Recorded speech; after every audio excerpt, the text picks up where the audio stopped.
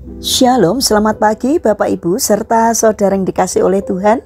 Kiranya berkat, damai sejahtera dan sukacita dari Tuhan Yesus Kristus senantiasa menyertai kita sekalian. Sebelum kita mendengarkan firman Tuhan dan renungan, marilah kita berdoa. Tuhan Allah Bapa yang Maha Baik, kami sungguh bersyukur atas kebaikan dan kemurahan-Mu, karena Engkau Allah yang senantiasa memberikan pertolongan dalam kehidupan kami. Jika saat ini kami akan mendengarkan firman-Mu, kami memohon Tuhan mengurapi kami dengan Roh Kudus-Mu agar kami bisa mengerti dan memahami apa yang Tuhan sampaikan kepada kami melalui firman-Mu. Bimbing hati kami di dalam menjalani kehidupan ini, mampukan kami untuk mentaati firman-Mu ya Tuhan. Terima kasih Tuhan, di dalam nama Tuhan Yesus Kristus kami berdoa dan mengucap syukur.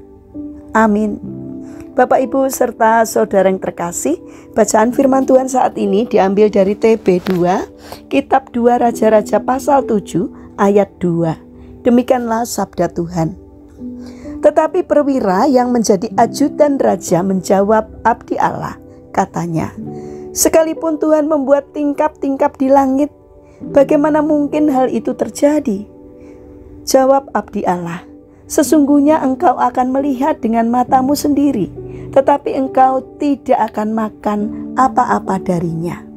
Tema renungan saat ini adalah percaya walau belum melihat.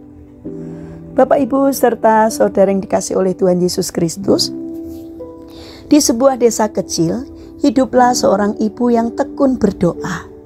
Ia mendengar khotbah tentang iman sebesar biji sesawi yang sanggup memindahkan gunung. Sejak saat itu setiap hari ia berdoa agar anaknya yang lama terbaring sakit bisa sembuh. Hari berganti hari, minggu berganti minggu. Namun tidak ada perubahan. Dengan kecewa ia berkata kepada seorang hamba Tuhan, saya sudah berdoa sebulan penuh, tapi Tuhan tidak menjawab. Sang hamba Tuhan kemudian mengajaknya berdoa bersama. Selesai mengucapkan amin, anak itu belum juga menunjukkan tanda-tanda kesembuhan. Sang ibu menghela nafas dan berkata, benar kan Pak? Saya sudah tahu dari awal bahwa ini mustahil. Mendengar itu, sang hamba Tuhan hanya menggeleng dan menjawab, Ibu sendiri tidak percaya. Bagaimana mungkin mukjizat itu terjadi? Bapak Ibu serta saudara yang terkasih, kisah ini menggambarkan hati banyak orang percaya, mengaku beriman, tetapi di dalam hati menyimpan keraguan terhadap kuasa Tuhan. Inilah yang juga terjadi pada perwira yang menjadi ajudan Raja Israel dalam masa krisis di Samaria. Kota itu dikepung oleh pasukan Aram.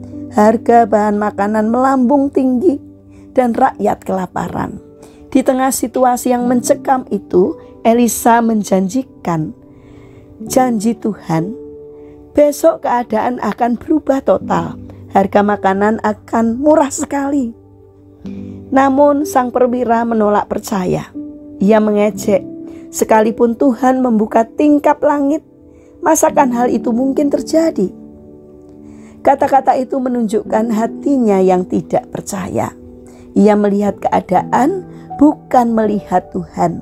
Akibatnya, ia memang menyaksikan janji itu tergenapi, tetapi tidak sempat menikmatinya, karena ia mati terinjak-injak oleh orang banyak ketika berlari mencari makanan. Bapak Ibu serta saudara yang terkasih, iman bukan soal seberapa besar kita mampu melihat bukti, melainkan seberapa teguh kita mempercayai Allah meski belum melihat apa-apa. Tuhan tidak menuntut kita memiliki iman sebesar gunung, tetapi iman yang sungguh-sungguh meski sekecil biji sesawi. Iman seperti itulah yang menggerakkan tangan Tuhan untuk berkarya. Mungkin hari ini kita sedang menghadapi jalan buntu, penyakit yang tak kunjung sembuh, kesulitan ekonomi, doa yang terasa tak terjawab. Tetapi jangan biarkan keraguan mencuri berkat Tuhan dari kita. Tuhan sanggup melakukan hal yang tidak terpikirkan oleh manusia. Saat kita tetap percaya, walau belum melihat, kita sedang membuka tingkap-tingkap langit bagi mujizat Tuhan bekerja dalam hidup kita. Mari kita berdoa. Tuhan Yesus yang Maha Baik, ketika kami tidak mengerti jalan-Mu dan belum melihat pertolongan-Mu, tolong kami agar tetap percaya. Ajarlah kami untuk bersandar pada janji-Mu, sebab Engkau Allah yang sanggup melakukan perkara yang ajaib. Bapa yang Maha Baik, kami ingin menyerahkan setiap rencana dan aktivitas kami hari ini kepadamu. Berikanlah semangat dan ketekunan kepada kami dalam menjalankan aktivitas kami sepanjang hari ini.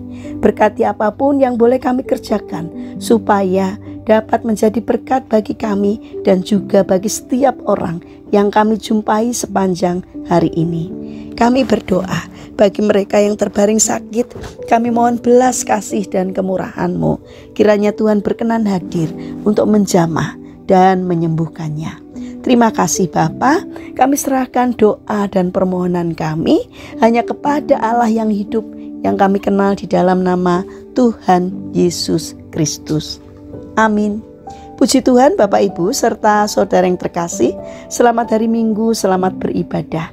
Kiranya firman Tuhan dan renungan hari ini dapat menjadi berkat bagi kita semua. Haleluya.